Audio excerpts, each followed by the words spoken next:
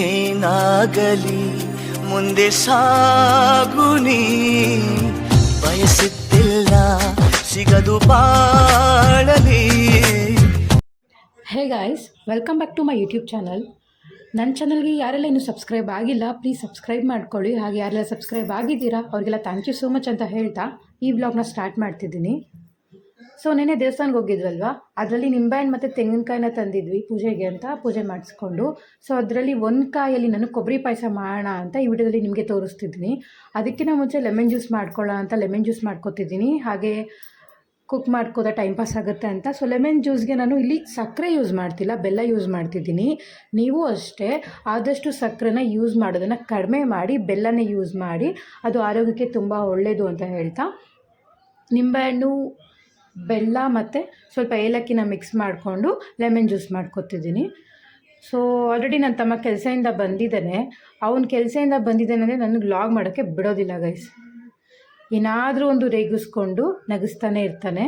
So ಈಗ ನೋಡಿ, ನಾನು ನಿಮಗೆ ಪಾಯಸಕ್ಕೆ ಏನೆಲ್ಲ ಯೂಸ್ ಮಾಡಬೇಕು ಅಂತ ಹೇಳ್ತೀನಿ. ನಾನು ಏನೆಲ್ಲ ಇಂಗ್ರೀಡಿಯೆಂಟ್ಸ್ನ ಯೂಸ್ ಮಾಡ್ಕೊತಿದ್ದೀನಿ ಅಂತ ಹೇಳ್ತಿದ್ದೀನಿ. ನಾನು ಒಂದು ಚಿಪ್ಪು ಕೊಬ್ಬರಿನ ತೊಗೊಂಡಿದ್ದೀನಿ, ಅದಾದಮೇಲೆ ಒಂದು ಬೌಲ್ ಸಕ್ಕರೆ, ದ್ರಾಕ್ಷಿ ಗೋಡಂಬಿ, ತುಪ್ಪ, ಏಲಕ್ಕಿ, 1 ಲೀಟ್ರ್ ಹಾಲನ್ನು ತೊಗೊಂಡಿದ್ದೀನಿ. 1 ಲೀಟರ್ ಹಾಲು ಕೂಡ ಬೇಕಾಗೋದಿಲ್ಲ, ನಮ್ಮ ಮನೇಲಿ ಅಷ್ಟೊಂದು ಸ್ವೀಟ್ ಯಾರೂ ತಿನ್ನೋದಿಲ್ಲ. ಸೊ ತಿಂದರೆ ನಾನೇ ಜಾಸ್ತಿ ತಿನ್ನೋದು. ನಾನು 1 ಲೀಟ್ರ್ ಹಾಲು ಕೂಡ ಯೂಸ್ ಮಾಡೋದಿಲ್ಲ ಗೈಸ್. ಅದರಲ್ಲಿ 1/2 ಲೀಟ್ರ್ ಇಲ್ಲ 3/4 ಲೀಟ್ರ್ ಮಾತ್ರನೇ ಹಾಲು ತೊಗೋತೀನಿ. ಸೊ ಅದಕ್ಕಿಂತ ಮುಂಚೆ ದ್ರಾಕ್ಷಿ ಗೋಡಂಬಿನ ತುಪ್ಪದಲ್ಲಿ ಹುರ್ಕೊಂಬಿಡೋಣ. ಸೊ ದ್ರಾಕ್ಷಿ ಗೋಡಂಬಿ ತುಪ್ಪದಲ್ಲಿ ಚೆನ್ನಾಗಿ ಅದು ಫ್ರೈ ಆಗೋ ಥರ ಹುರ್ಕೋಬೇಕು. ಸೊ ಅದಾದಮೇಲೆ ನಾನು ಕೊಬ್ಬರಿನ ಗ್ರೈಂಡ್ ಮಾಡ್ಕೋತೀನಿ. ಕೊಬ್ಬರಿನ ನೀವು ತುರ್ಬೋದಕ್ಕಿಂತ ಗ್ರೈಂಡ್ ಮಾಡ್ಕೊಂಡ್ರೆ ಚೆನ್ನಾಗಿರುತ್ತೆ. ಸೊ ಟೈಮ್ ಕೂಡ ಸೇವ್ ಆಗುತ್ತೆ. ಸೊ ಇಲ್ಲಿ ನಾನು ತೋರಿಸಿರೋ ಕೊಬ್ಬರಿ ಪಾಯಸ ನಿಮಗೆ ಸಿಂಪಲ್ಲಾಗಿ ಮಾಡುವಂಥದ್ದು, ತುಂಬ ಅಂಥವು ಇಂಗ್ರೀಡಿಯೆಂಟ್ಸ್ ಏನೂ ಇಲ್ಲ. ಸಿಂಪಲ್ಲಾಗಿ ನೀವು 10 to 15 ಮಿನಿಟ್ಸಲ್ಲಿ ಮಾಡ್ಕೋಬೋದು. ನಿಮಗೆ ಕ್ರೇವಿಂಗ್ ಆದಾಗ, ತಿನ್ನಬೇಕು ಅನ್ನಿಸಿದಾಗ ನೀವು ಬೇಗನೆ ಮಾಡ್ಕೋಬೋದು ಅಂತ, ತುಂಬ ಈಸಿಯಾಗಿ ಯಾವ ಥರ ಮಾಡ್ಕೊಡೋದು ಅಂತ ತೋರಿಸ್ತಿದ್ದೀನಿ ಅಷ್ಟೇ. ಸೊ ಈಗ ನೋಡಿ, ದ್ರಾಕ್ಷಿ ಗೋಡಂಬಿ ಫ್ರೈ ಮಾಡ್ಕೊಂಡಾಗಿದೆ ತುಪ್ಪದಲ್ಲಿ.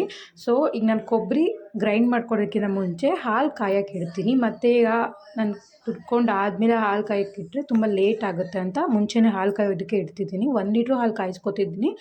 ಬಟ್ ನಾನು ಪಾಯಸ ಮಾಡೋವಾಗ ಹಾಲನ್ನ ಎತ್ತಿಟ್ಕೋತೀನಿ. 3/4 ಲೀಟ್ರ್ ಮಾತ್ರನೇ ಹಾಲು ತೊಗೊಂಡು ಮಿಕ್ಕಿದ್ದನ್ನ ಎತ್ತಿಟ್ಕೊಬಿಡ್ತೀನಿ. ಸೊ ಹಾಲು ಕಾಯಲಿ, ನಾವು ಅಷ್ಟೊತ್ತಿಗೆ ಕೊಬ್ಬರಿನ ಗ್ರೈಂಡ್ ಮಾಡ್ಕೊಂಬಂದ್ಬಿಡೋಣ.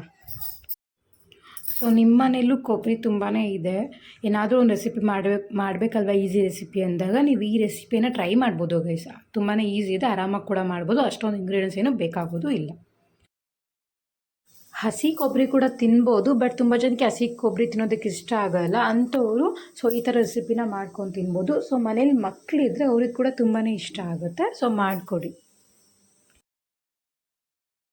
ಸೊ ಈಗ ನೋಡಿ, ಕೊಬ್ಬರಿ ಗ್ರೈಂಡ್ ಆಗಿದೆ ಮತ್ತು ಹಾಲು ಕೂಡ ಕಾದಿದ್ದಾಯಿತು. ನಾನು ಎಷ್ಟು ಬೇಕೋ ಅಷ್ಟು ಹಾಲನ್ನ ತೊಗೊಂಡಿದ್ದೀನಿ. 3/4 ಲೀಟ್ರ್ ಮಾತ್ರನೇ ತೊಗೊಂಡಿದ್ದೀನಿ. ಇನ್ನು ಮಿಕ್ಕಿತ್ತು ಎತ್ತಿಟ್ಬಿಟ್ಟಿದ್ದೀನಿ ಗೈಸ್. ಈಗ ಆ ಹಾಲಿಗೆ ನಾನು ಸಕ್ಕರೆನ ಮಿಕ್ಸ್ ಮಾಡ್ಕೊತಿದ್ದೀನಿ. ಸಕ್ಕರೆ ಮತ್ತು ನಾವೇನು ಗ್ರೈಂಡ್ ಮಾಡ್ಕೊಂಡಿದ್ದಲ್ವ ಕೊಬ್ಬರಿನ, ಅದನ್ನು ಚೆನ್ನಾಗಿ ಮಿಕ್ಸ್ ಮಾಡ್ಕೊತಿದ್ದೀನಿ. ಸಕ್ಕರೆ ನೋಡ್ಕೊಂಡು ಮಿಕ್ಸ್ ಮಾಡ್ಕೊಳ್ಳಿ. ನಿಮ್ಗೆ ಎಷ್ಟು ಪ್ರಮಾಣದಲ್ಲಿ ಸ್ವೀಟ್ ಬೇಕೋ ಅಷ್ಟು ಪ್ರಮಾಣದಲ್ಲಿ ಮಾತ್ರನೇ ಮಿಕ್ಸ್ ಮಾಡ್ಕೊಳ್ಳಿ. ತುಂಬ ಸ್ವೀಟ್ ಆದರೂ ಚೆನ್ನಾಗಿರೋದಿಲ್ಲ, ತುಂಬ ಸ್ವೀಟ್ ಆದರೆ ತಿನ್ನೋಕ್ಕೂ ಆಗೋದಿಲ್ಲ. ಸೊ ಆ್ಯಕ್ಚುಲಿ ನಾನು ಇಲ್ಲಿ ಬೆಲ್ಲ ಯೂಸ್ ಮಾಡಬೇಕಿತ್ತು. ಹಾಲಿಗೆ ಬೆಲ್ಲ ಹಾಕಿದ್ರೆ ಹಾಲೆಲ್ಲೂ ಒಡೆದೋಗುತ್ತೋ ಅಂತೇಳಿ ಭಯಕ್ಕೆ ನಾನು ಸಕ್ಕರೆ ಯೂಸ್ ಮಾಡ್ಕೊತಿದ್ದೀನಿ. ಸೊ ಈಗ ನೋಡಿ, ಎರಡೂ ಹಾಕಿ ಚೆನ್ನಾಗಿ ಮಿಕ್ಸ್ ಮಾಡ್ಕೊತಿದ್ದೀನಿ. ಅದು ಮಿಕ್ಸ್ ಆದಮೇಲೆ ನೀವು ಒಂದು 10-15 ನಿಮಿಷ ಅದನ್ನು ಕುದಿಯೋಕ್ಕೆ ಬಿಡಬೇಕು. ಸೊ ಅದು ಚೆನ್ನಾಗಿ ಕೊಬ್ಬರಿ ಹಾಲು ಚೆನ್ನಾಗಿ ಕುದಿಯೋಕ್ಕೆ ಬಿಡಿ. ಮತ್ತು ನಾನು ಇಲ್ಲಿ ನೀರೇನು ಯೂಸ್ ಮಾಡ್ತಿಲ್ಲ. ಸೊ ಒಂದು 10-15 ನಿಮಿಷ ಕುದಿಯೋಕ್ಕೆ ಬಿಟ್ಟ ಮೇಲೆ ನೀವು, ನಾನು ದ್ರಾಕ್ಷಿ ಗೋಡಂಬಿ ಏನು ಹುರ್ಕೊಂಡಿದ್ದೀನಲ್ವ ಅದನ್ನು ಮಿಕ್ಸ್ ಮಾಡಬೇಕಾಗುತ್ತೆ. ಸೊ ಈಗ ನೋಡಿ 10-15 ನಿಮಿಷ ಆಗಿದೆ ಗೈಸ್. ಇದಕ್ಕೆ ನಾನು ದ್ರಾಕ್ಷಿ ಗೋಡಂಬಿ, ತುಪ್ಪ, ಅದಾದಮೇಲೆ ಏಲಕ್ಕಿ ಪುಡಿನ ಇನ್ನೇನು ಆಫ್ ಮಾಡಬೇಕು, ಒಂದು 5-10 ನಿಮಿಷ ಅಂದಾಗ ಹಾಕ್ಕೊಳ್ಳಿ. ಇದಿಷ್ಟನ್ನು ಹಾಕ್ಕೊಂಡು 1-2 ನಿಮಿಷ ಕುದಿಯಾಕ್ಬಿಡಿ. ಬಿಟ್ಬಿಟ್ಟು ನೀವು ಸ್ಟವ್ ಆಫ್ ಮಾಡಿಬಿಡಿ. ಓಕೆ, ನಾನು ನೋಡಿ ಇವಾಗೆಲ್ಲ ಅದಕ್ಕೆ ಮಿಕ್ಸ್ ಮಾಡ್ಕೊತಿದ್ದೀನಿ. ಸೊ ಇದೆಲ್ಲ ಮಿಕ್ಸ್ ಮಾಡ್ಕೊಂಡಾದ್ಮೇಲೆ ನೀವು ಸ್ಟವ್ ಆಫ್ ಮಾಡ್ಕೊಂಡ್ಬಿಡಿ. ಒಂದು 2 ಮಿನಿಟ್ಸ್ ಬಿಟ್ಬಿಟ್ಟು ನೀವು ಸರ್ವ್ ಮಾಡ್ಕೋಬೋದು.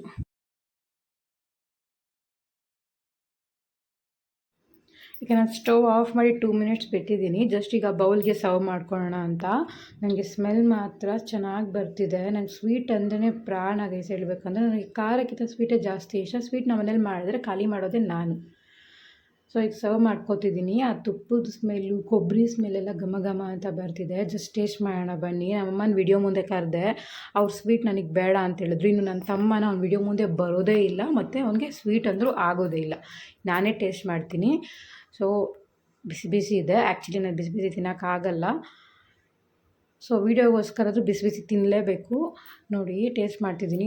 ನಿಜ ಟೇಸ್ಟ್ ಸಖತ್ತಾಗಿದೆ. ನೀವು ಬರೀ ಕೊಬ್ಬರಿ ತಿನ್ನೋದಕ್ಕಿಂತ ಈ ಥರ ರೆಸಿಪಿ ಮಾಡ್ಕೊಂಡು ಪಾಯಸ ಮಾಡಿಕೊಂಡು ತಿಂದರೆ ಆರಾಮಾಗಿ ತಿನ್ಬೋದು, ಚೆನ್ನಾಗಿ ಕೂಡ ಇರುತ್ತೆ.